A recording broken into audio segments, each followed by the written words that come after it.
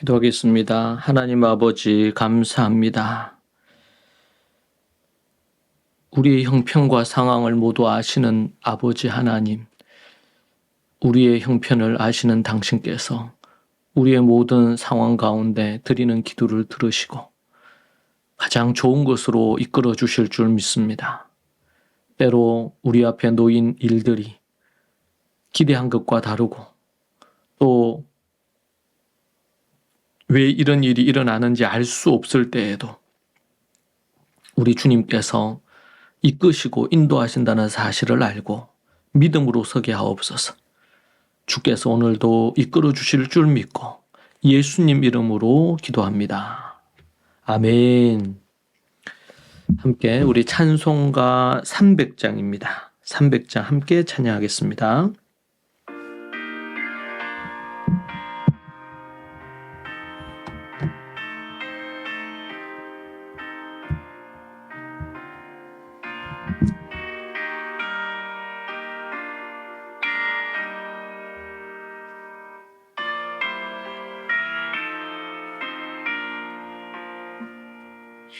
내 맘이 근심될 때, 근심에 눌릴 때, 주께서 내게 오사 위로해 주시네. 가는 길 캄캄하고 괴로움 많으나 주께서 함께하며 내 짐을 지시네. 그 은혜가 내게 족하네. 그 은혜가 족하네. 괴로운 세상 지날 때 그 은혜가 족하네. 희망이 사라지고 친구 날 버릴 때 주 내게 속삭이며 새 희망 주시네. 싸움이 맹렬하여 두려워 떨 때에 승리의 왕이 되신 주 음성 들리네. 그 은혜가 내게 족하네. 그 은혜가 족하네. 온 세상 지날 때 그 은혜가 족하네.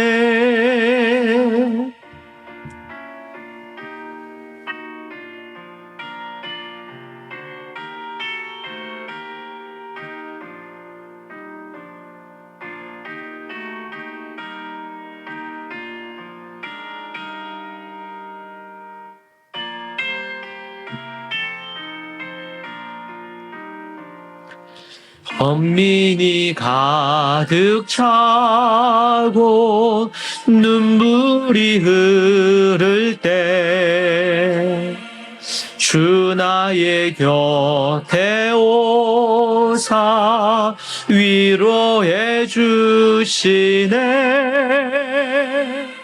반란이 닥쳐와서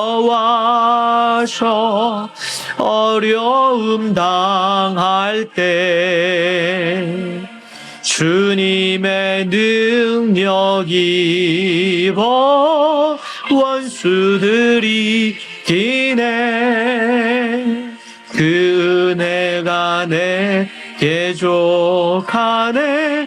그 은혜가 족하네. 이 괴로운 세상 지날 때 그 은혜가 족하네.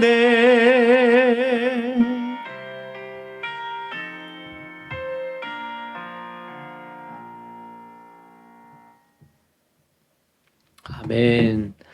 하나님의 말씀 함께 보겠습니다. 잠언 22장 26절에서 29절입니다. 22장 26절에서 29절 말씀 함께 보겠습니다. 너는 사람과 더불어 손을 잡지 말며 남의 빚에 보증을 쓰지 말라. 만일 갚을 것이 내게 없으면 내 누운 침상도 빼앗길 것이라.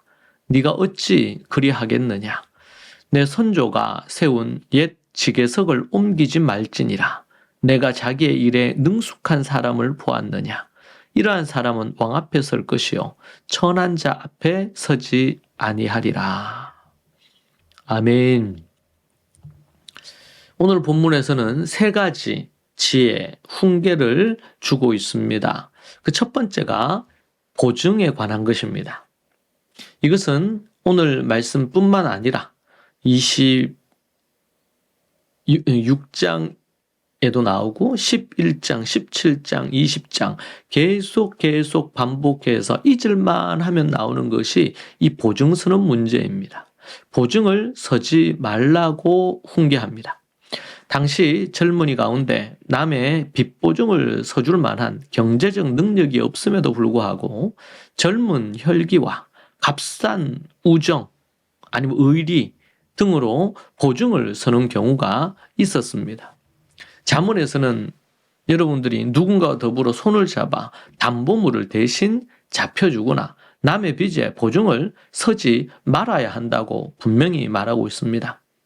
만일 그렇게 했다가 대신 갚아줄 수 없을 때에는 보증 쓴 사람이 눕는 그 침대마저도 빼앗기게 될 것이라고 그렇게 말하고 있습니다. 가진 모든 것을 잃어버릴 것이라는 거지요. 옷과 침상까지 탈탈 털리는 신세가 될 수밖에 없습니다. 잠언은 빚 보증과 관련해 거듭 강조하고 있습니다.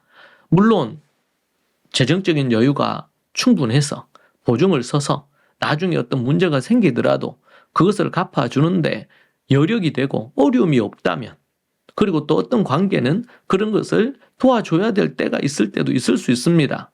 그럴 때는 그것을 각오하고 그 일을 해야 되고, 그러려면 그걸 감당할 수 있는지 계산을 해서 하라는 말씀입니다. 자, 둘째는 땅의 경계석에 관한 것입니다. 경계석은 땅의 경계를 표시하는 큰 돌이나 돌 기둥을 말하는데, 고대 히브리인들에게는 땅은 하나님께서 주신 영원한 기업으로 간주가 되었지요.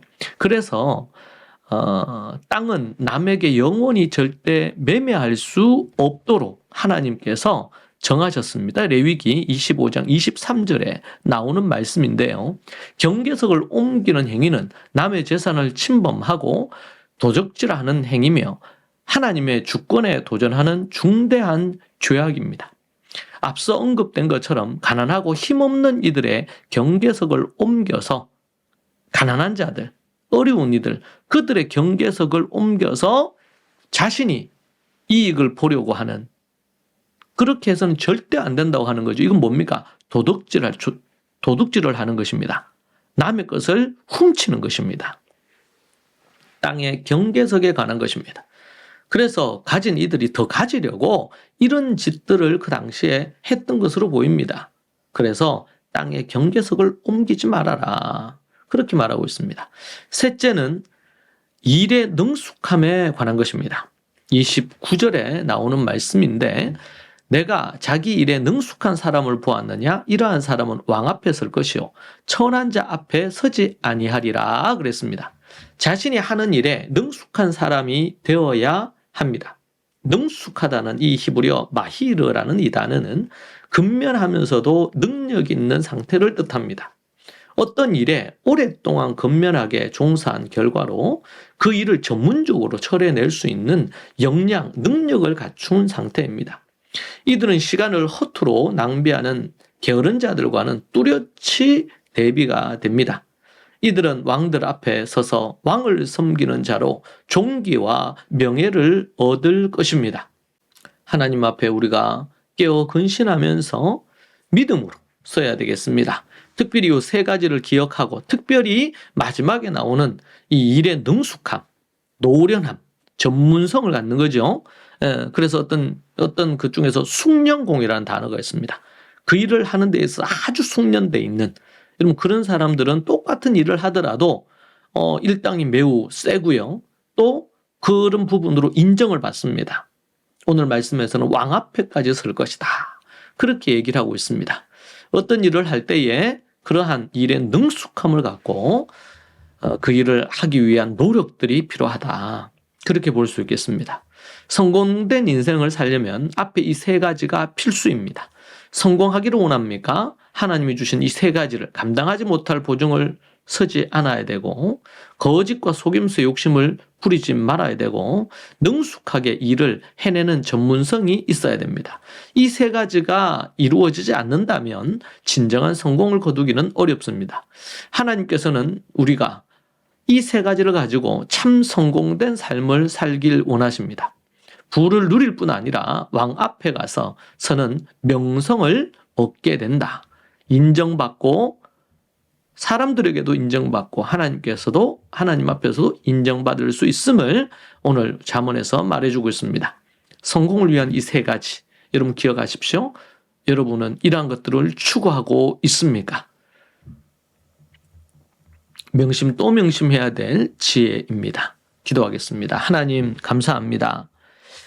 하나님이 주신 지혜를 우리가 마음에 새기고 간직하여 살기를 원합니다. 아버지 하나님께서 오늘도 말씀해 주신 것 따라 마음에 잘 간직한 채 실행하기 원합니다. 주님 도와주옵소서.